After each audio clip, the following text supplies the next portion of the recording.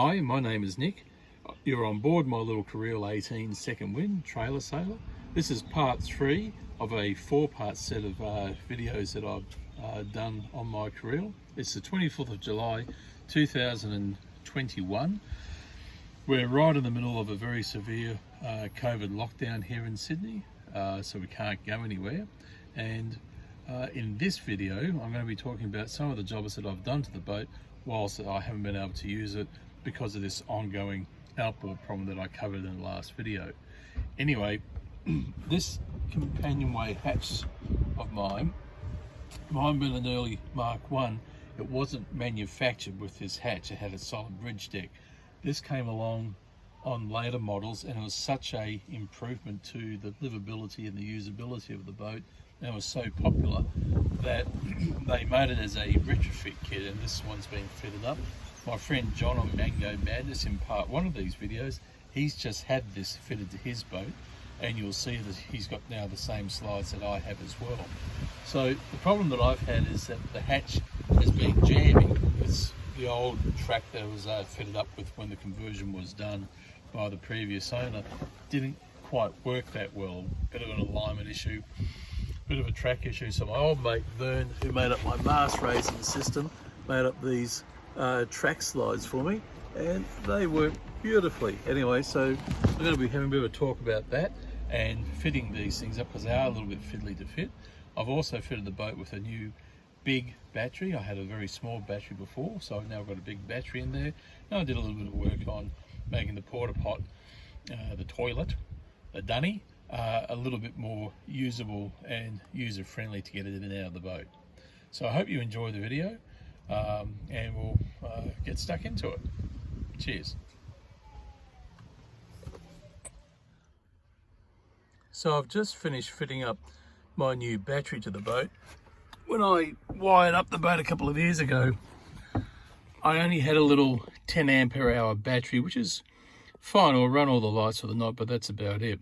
I was always going to put a larger battery in, but I procrastinated for about 2 years of what size battery I should put in the boat. And it really sort of hinged on, am I going to run a little fridge? And if I am, I want a bigger battery.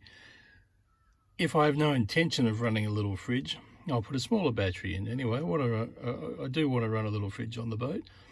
This was a really good price. It was one of those sort of impulse buys. I made a mock-up of the battery first to make sure it actually fit in there, because there's not much clearance, as you can see. So I made up a little pad for it to sit on. It does weigh 30 kilos. The good thing is the boat needs a little bit of weight in the nose of the boat, so that serves a bit of a dual purpose for having a battery and a bit of extra weight. It sits just ahead of the toilet here, and so far I've been pretty pleased with it. So it looks like I'll be able to go off and get my little fridge now. I've run an extra cable off the battery as a dedicated fridge power supply as well when I wired up the boat. This here is the old main hatch track, the Companionway hatch on the deck, and you can see it's just a bolt rope slide. The early Careels like my one didn't come with a sliding Companionway hatch. That's a later retrofit.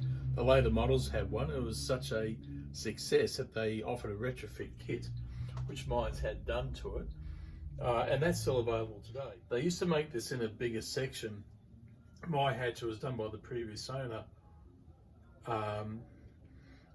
This is a bit tight, slight misalignment problems as well, a bit of also jamming, so it's very, very stiff. Anyway, the person who made up my my mast raising system, a well-known person within Careel circles by the name of Vern, he's 92. He's still busy doing lots of stuff on people's Careels and jobs.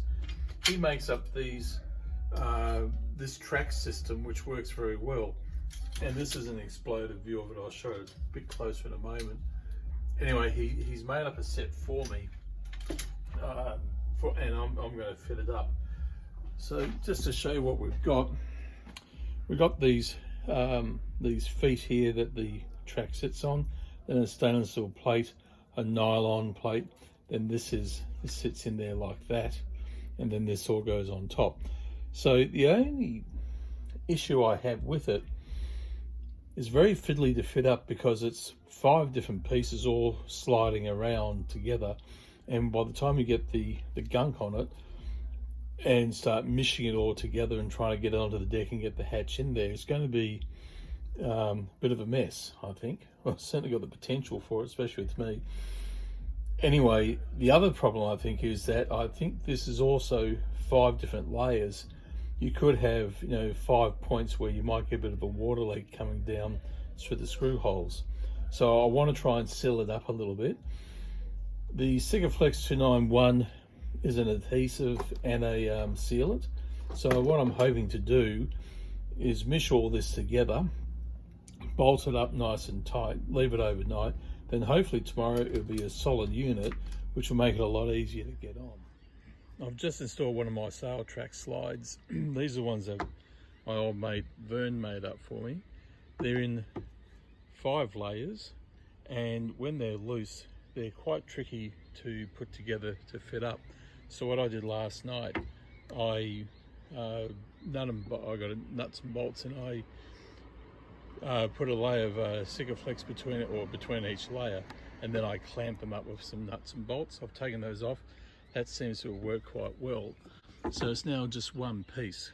So all I've got to do now is gunk up the holes and underneath and down through the tops of the holes and screw them in. So that's what I'm about to do now. Some good squirt down that hole. Whoopsie daisy.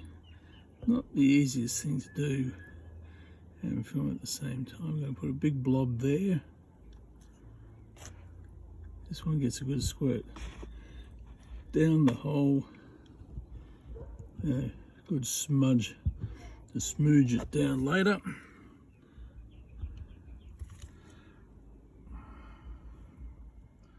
Okay, I've got the new slides fitted up. The one on this side is a little bit trickier, but I got there in the end, and it's working nicely, whereas before it used to jam, so now it works really well. So I'm pretty pleased with that. So back in the garage now, this is the bottom half of my porta potty.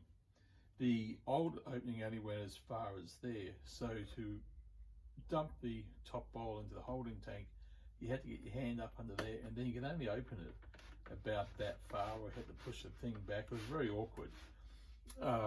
So what I've done, I've cut the opening a little bit higher, and that now has full access to it, and so that should work a lot better. The other problem with my porta pot is the locking handles keep coming undone. So when you pull it out, you often pull the thing into 2 halves. I haven't had too many spills or anything seriously horrid happen, but what I did, I made up these straps to go around it, where with the tank on top, I can pick it up and take it out that way. And that works very well. The only downside is that this is quite slippery, I suppose, for good cleaning, and the straps tend to fall off or slip off. So what I'm going to do, I've got some contact adhesive.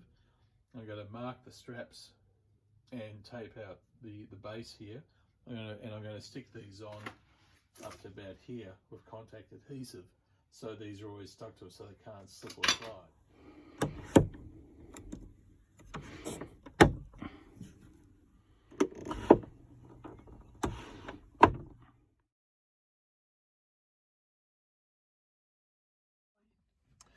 So I just pick up the handles.